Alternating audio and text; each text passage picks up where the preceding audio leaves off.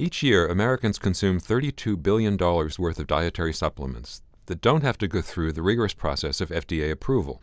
Instead, the agency is tasked with identifying and removing dangerous supplements from the market after they've caused harm. I'm Stephen Morrissey, managing editor of the New England Journal of Medicine, and I'm talking with Pieter Cohen, an assistant professor of medicine at Harvard Medical School and a primary care physician at the Cambridge Health Alliance. Dr. Cohen has written a perspective article on monitoring supplement safety in the United States. Dr. Cohen, as you note in your article, under the current U.S. system, supplements such as vitamins, minerals, botanicals, amino acids, probiotics are assumed safe until proved otherwise. Give us some insight into the history of this limited regulation. How have government, medicine, and the public thought about supplements, and why don't they require pre-marketing approval? It's a great question. It's actually ironically due to the fact that physicians and experts in the FDA were concerned about the safety of high-dose vitamins. In the 1960s and 1970s, when the high-dose crazes were encouraging use of high-dose vitamin C, for example, to treat common cold, regulators became concerned that these high doses of vitamins might in fact cause problems. And in fact, now we know, for example, the SELECT trial has recently shown that high doses of vitamin E actually increase the risk of prostate cancer rather than decrease it. But at the time, that research hadn't been performed yet. And as regulators moved in to more tightly regulate high-dose supplements to require safety testing of them, the industry, the vitamin industry, lobbied back very aggressively and stirred up a grassroots movement which would eventually remove the FDA's ability to require safety data prior to the introduction of practically any dietary supplement in the United States. You write that more than 500 supplements have been found to be adulterated with pharmaceuticals or pharmaceutical analogs, including some that are untested, unapproved, or banned. Is purposeful adulteration the primary problem with supplements, or are there also problems of accidental contamination, poor quality control? It's all of the above. It's actually, first off, the safety of the ingredients. Any ingredient that's going to have a pharmacological effect on the human body could have a positive effect and a negative effect. So many of the problems have to do with the actual pharmacology of the substance, independent of whether or not it's extracted from nature. For example, ricinoleic acid, which is a botanical used for centuries, has now been clearly shown to cause renal cancer. So it's not just the adulterants, the contaminants, and the poorly produced supplements, for example, ones that contain hundreds of times the amount of minerals that are listed on the label. But it's also the actual herbal ingredients that might cause harm.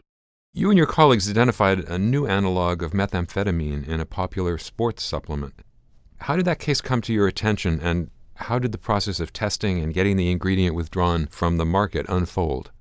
We first heard about this ingredient because regulators in Europe had found a brand new stimulant, a brand new cousin of methamphetamine, in the urine of athletes, and they were becoming banned from various sports venues. And many of the athletes claimed that they had taken this ingredient in supplements. And we wanted to explore whether or not that was the case. So we purchased several of the supplements that were purported to have this new ingredient. It was a fascinating challenge, though, to try to prove that a brand new methamphetamine cousin of methamphetamine was in this supplement, because it's not a pharmaceutical, it's not available on the market. It's very hard to prove for certainty that what you have in the supplement that you have in the lab is exactly this brand new substance. So in our case, we did two things. One is that we had colleagues in South Korea who had intercepted a batch of this pure chemical to confirm our findings. And then we had the chemical synthesized by an American firm and used those two pure samples to confirm that we had found a brand new methamphetamine analog in these sports supplements that were readily available in retail stores in the United States. In terms of solutions, you recommend creating a more effective surveillance system for supplement safety, but you say that a pilot project going in that direction had some success but was terminated due to lack of funding. Can you tell us about the pilot project and how you think we should build on it? a fantastic project out of the San Francisco Poison Center in 2008 was a collaboration with the FDA in which the FDA funded the Poison Center to look at could they more rapidly identify dangerous supplements.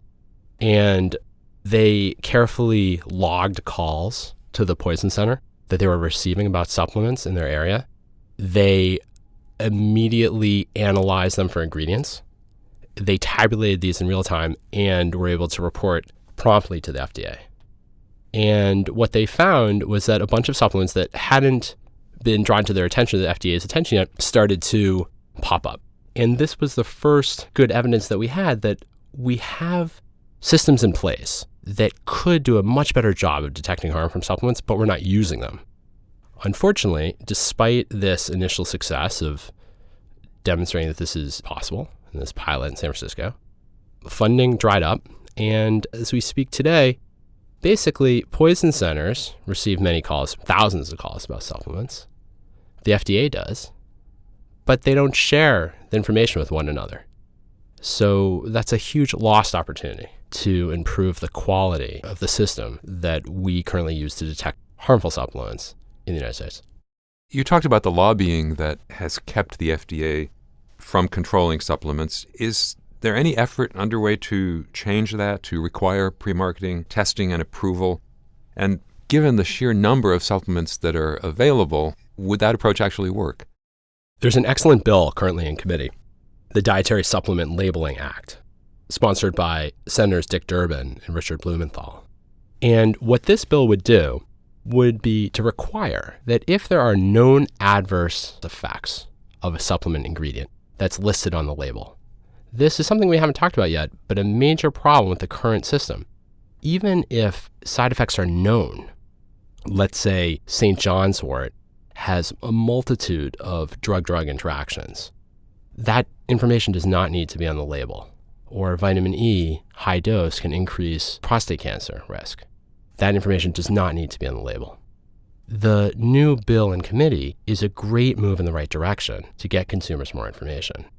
The problem is that it wouldn't eliminate any of the mischievous ingredients that we've been finding in the hundreds in supplements.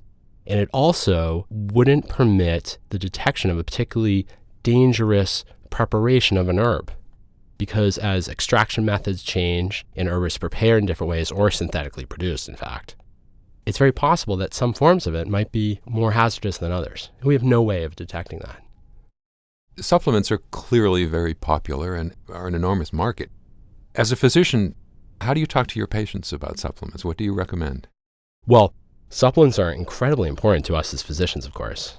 I recommend supplements all the time to my patients. I'm often recommending, when appropriate, iron supplementation, calcium and vitamin D, you name it. Many different multivitamins in my patients with gastric bypass surgery, for example. So regularly encouraging my patients to take supplements. What I would like to be sure of is that when they go to purchase that multivitamin, when they go to purchase that calcium, that it has what's on the label, and they can read on a calcium label that this may increase the risk of nephrolithiasis. I think that's information that we as physicians and consumers should all have. So I certainly recommend supplements, but I hope that we can change the system so that both physicians and consumers can have more accurate information and we can eliminate the truly dangerous supplements and ingredients from the marketplace. So finally, what can physicians do to make that happen, to improve the safety of supplements? Twofold. One is that if you're caring for a patient, which is all too frequent, who suffers harm, and you believe that may have come from the supplement, it doesn't have to be proven, I would strongly recommend you report that through the FDA's online portal, MedWatch. If we can make changes to more rapidly integrate those reports and get information back to clinicians in real time, that would greatly enhance the interest in reporting. And we as physicians really need that support because we often don't know what are in supplements. That's step number one. Step number two, for those who are particularly engaged and interested, would be to advocate for change so that changes, as we've discussed today, will be implemented such that we can have that information. Thank you, Dr. Cohen.